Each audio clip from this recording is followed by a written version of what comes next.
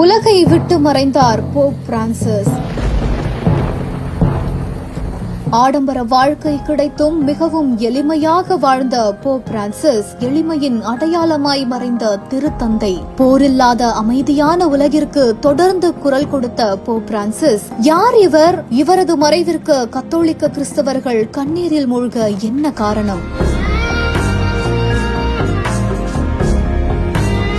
இத்தாலியில இருந்து அர்ஜென்டினாவோட Buenos Aires நகருக்கு இடம்பெயர்ந்த தம்பதியோட 5 குழந்தைகள்ல ஒருவரா 1936ஆம் ஆண்டு பிறந்தவர் தான் போப் பிரான்சிஸ். ஹோர்கே மாரியா பெர்கோலியா அப்படின்ற இயற்பெயர் கொண்ட இவருக்கு பிளியூரிசி அப்படின்ற அலர்ஜினால 20 வயதிலேயே நுரையீரலோட ஒரு பகுதி அகற்றப்பட்டதா சொல்லப்படுது. உடல்நல குறைவையும் பொருட்படுத்தாம தனது கல்வியை தொடர்ந்து ஹோர்கே வேதியியல் துறையில முதுகலை பட்டம் பெற்றாரு.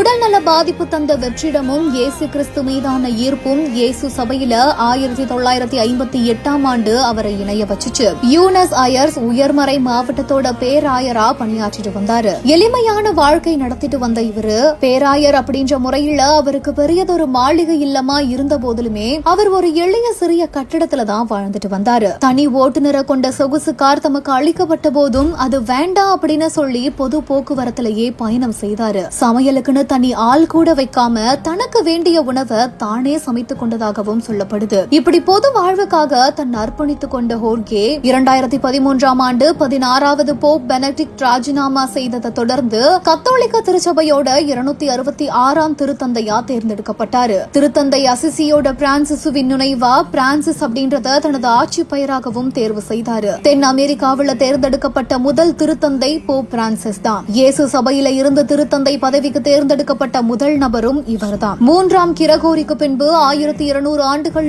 ஐரோப்பாவிற்கு வெளியே இருந்து தேர்ந்தெடுக்கப்பட்ட முதல் திருத்தந்தை அப்படின்ற சிறப்பும் இவருக்கு இருக்குது. இவரு தன்னோட தாய்மொழியாகிய எசுப்பானியம், தனது பெற்றோரோட பூர்வீக மொழியான இத்தாலியம், லத்தீன், செருமானியம், ஆங்கிலம், பிரெஞ்சு ஆகிய மொழிகளை நன்கு பேச தெரிந்தவர். அனைவருமே சமம் அப்படின்ற சமூக நீதி கொள்கைகளை கொண்ட போப் பிரான்சிஸ் HIV உள்ளிட்ட பாதிப்புகள்னால ஒதுக்கி தள்ளப்பட்ட நோயாளிகள் மேல பரிவு காட்டிட்டு வந்திருக்காரு. 2001ல எய்ட்ஸ் நோயாளி ஒருவரோட இல்லத்துக்கு போய் அங்க அவரோட கால்களை கழுவி முத்தமிட்டு அவர்கள் மீதான தனது பரிவு வெளிப்படுத்தினாரு. அகதிகளுக்கும் புலம்பெயர்வோருக்கும் எப்பவுமே தனது ஆதரவை வழங்கிட்டு வந்தாரு போப் பிரான்சிஸ். கத்தோலிக்க திருச்சபையின் தலைவர் போப் பிரான்சிஸ் காலமாகிருக்காரு. அவருக்கு வயது இப்போ 88.